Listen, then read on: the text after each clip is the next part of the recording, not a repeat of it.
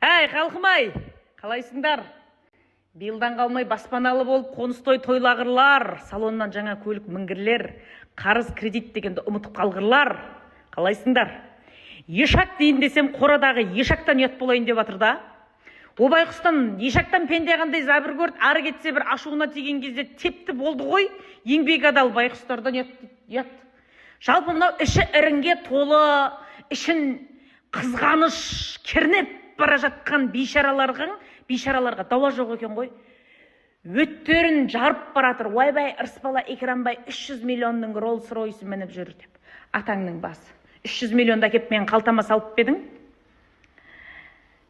Бұл Rolls-Royce Му ханым мен Жанк мырзаныкі болған. Қазақстанға келгенде мініп жүреміз деп Дравше компанияның атынан сатып алған.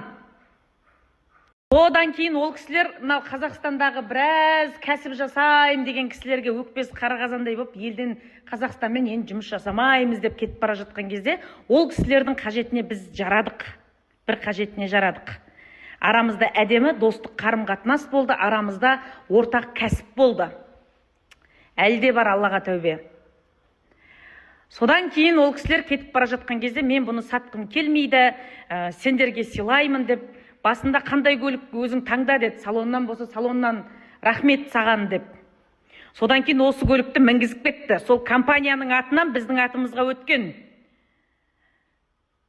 Өттерін жарып бара тұрға. Не істейсің енді? Құдай маған осыны бұйырып тұр, осыны маған беріп тұр.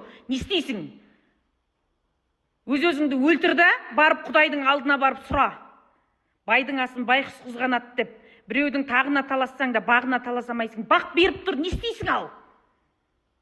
Ойбай, ырыспала Экранбай мынанша миллионға ұяпты деп көттерінен палашбана цифрларды, миына сыймайтын цифрларды ойынан шығарып отқандар. Ойбай, ремонт жасап жатыр екен деп. 1,5 жыл болды бұл ремонт жасап жатқанымызға. Түйенің етін жеген ремонт болды.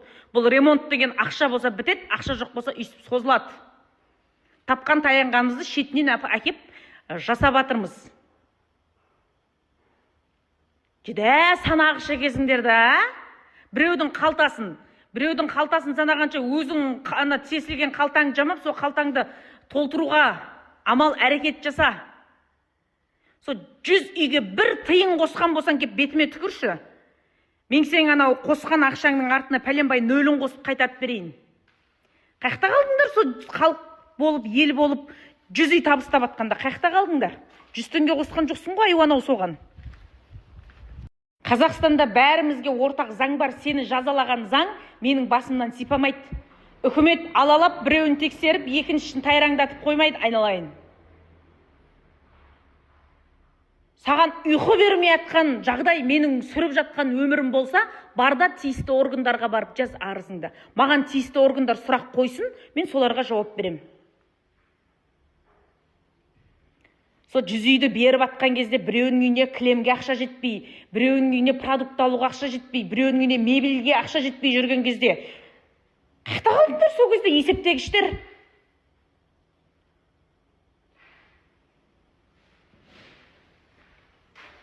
Аузымды толтырып айталам, халықтың сеніміне түкіріп тайраңдаған жоқпын. 100 үйге деп халық ақша жинады, 100 үйді де табыстадым. Бәрі өздерінің атында. Нервыма тимеңдер. Ойбай, халықтың арқасында. Шүкір, осы халықпен баймын, осы халықтың арқасында өмір сүріп жатырмын. Нервым бар ғой, басыма шығып отыршы. Балалар далада кішкене жүрейік деді, одан кейін жаңа кола деді, мороженое деді. Үйдің қасындағы магазин жабық екен, көшеден бір көше төмен магазин бар. Соған түстік. Кірген жерде жаңағы музыкальный колонкада музыка шығып тұрды. Каймен бірде диагнозы бар мамалар білесіздер ғой, олар музыкаға құлақтарын жабады, қатты шум, оларға дискомфорт. Ол магазинге кіргенде арлап жүріп алады өзінікін. Музыканы жай қойып жатыр, Кай. Янда бір қатын қоймайды да. Тиіспесін, бұзат, анау-мынау деп. Жарайды, мен балам тиісіп тұр ғой. Мен қасында тұрмын. Ол теуіп жатқан жоқ, құлатып жатқан жоқ, уайымдамаңыз, мен қарап тұрмын. Егер сындырса сіздің затыңызды, мен ақшасын төлеп беремін деп тұрмын ғой. Ол балаға мына музыка дискомфорт, потому что балада диагноз бар деймін да. Сөйтсе де ауыз жабылмайды ғой ананың ше, балаң ауру болса үйрет, үйт, бүйт деп ше. Енді итің жаман десе намыстанасың ғой.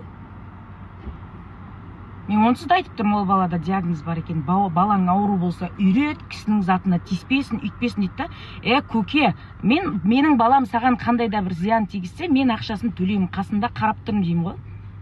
Ауыз жабылмайды бе? Жалпы осындай ерекше баланың аналары қоғамда көп осындай артық сөздерді естіп жатасыздар. Негізі ол әңгімені естуге міндетті емессіздер ешқайсыларыңыз. Аузын бұзыңыздар. Конкретно балаңыз туралы сондай бір нәрсе айтса, одан ұялмаңыздар ешқайсыңыз. Себебі баладағы диагнозды ешқайсымыз Алладан сұрап алған жоқпыз. Және де бұл қоғамнан ол балаларды ысырып тастауға ешкімнің құқығы жоқ. Ертең бықситын шығар интернетте, бытшын шығардым ана қатынның. Аузына ие болмаған сондай болады. Мына әлеуметтік желіде мен көп байқаймын, әсіресе осындай ЗПР, ЗР, РАС деген сияқты аутизм деген диагноздағы балалар сырт көзге былай бір қарағанда дені сау, 12 мүшесі аман бала сияқты көрінеді.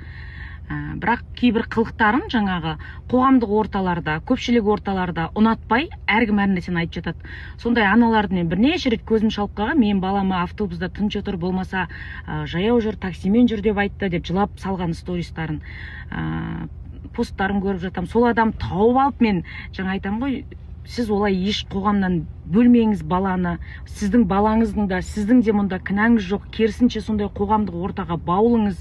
Бір адам айтты екен деп үйге тықпаңыз баланы деп өзімше поддержка жасап жүрем ғой. Бүгін өзім басыма түсіп тұрған ше. Көршілес елден келген ағайындар екенін тілінен ақ көрініп тұр.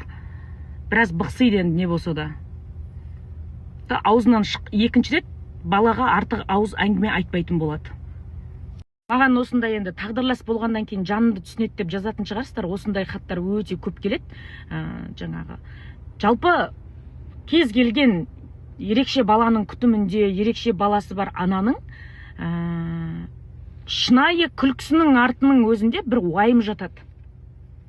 Ол сол баланың болашағының уайымы да ертең не болады деген. Ағайын туыстың ойбай шешесі жақтан біздің тұқымымызда ондай жоқ деген ана ағайын туыстың әңгімесінің бәрінен өтіп кеткен ол аналардың барлығы. И еще осындай давка болады да айналадан. Ондай кезде не істейміз білесіздер ма? Үйтіп үндемей кетіп етектеріңіз жасқа толтырмайсыздар. Ондай кезде анау сенің балаңа артық ауыз әңгіме айтқан адамның иттерсін басына қаппайсыздар. Аузына ие болып сөйлейтін болады. Және де балаларыңыздың ондай болғанына ешқандай ана сіздер кінәлі емессіздер. Олай өздеріңізді, балаларыңызды қорлатпаңыздар, хоть кім болсын. Осы бүгінгі оқиғамен осы үшінші жағдай менде.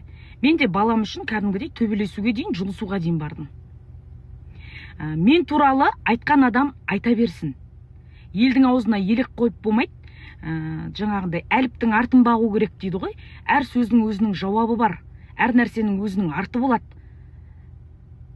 Күліп қойып артын күтіп отырмын да мен.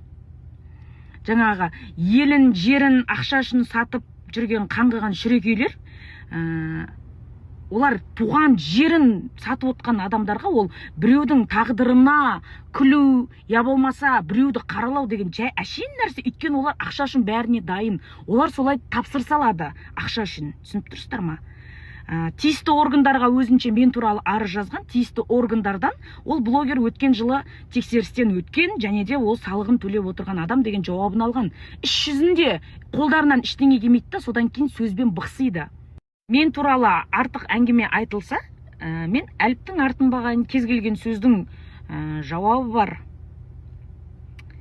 Күтейік деп мен үндемей, Абай атамыздың өзі сөз түсінбейтін адамнан күнде жеңілем деген. Деп мен үндемей уақытша жеңіліп қоюым мүмкін. Уақытша. Бірақ менің балам туралы айтылса, балаларыма тиісетін болса, мен ол жерде өз-өзімді ұстай алмаймын. Кез келген ананың бала дегенде шығарда жандарыңыз, шырылдайтын жандарыңыз бөлек қой. Мен де сондай ананың бірімін. Мен мысалы асып-тасып жатқан жоқпын, менде де қажеттіліктер бар. Бір адамға кішкентай болсын бір пайдалы іс жасасам, мен Құдайдан іштей тілеймін. Балама шипа бере көр, осы баламның атынан депті. Оны сіз кім қалай түсінеді, ол өзінің шаруасында, ол менің Құдаймен арамыздағы байланысымызда. Мына өзбек ағайындарда ауыз екі бір сөз бар ғой, анайлау. Біреу еді аям, екеу болды аям деген. Сол сияқты айтылайындар, бір бала үшін жүректің тілім болып атқан жетеді. екіншісінде сондай қылмайын деп қазір барынша іштегі баланың қамын ойлап, тып-тыныш ешкім үшін нерв кетірмей жүрмін. 5 ай болды, Құдай қаласа бір 4 ай қалды. Сәл сабыр сақтап бір жерлеріңе ие бола тұрыңдар. 4 айдан кейін жұлысатындарыңмен жұлысып, қырылсатындармен қырылсамыз. Қанға қан, жанға жан, мачаға мача деп. Жігіттің үстін беріп атқан бұл. Үстімде Құдай бере саған барахолкадан алған 6000 теңгенің көйлегі. Аяқта жаңа шлепка. Соған ана әйел ойлады ғой, мен бала шағасымен шұбырып жүрген біреу екен ғой, албасты. Қазақтар шұбыртып туға береді, іші шермейіп жүріп деп. Өзінше бір басынған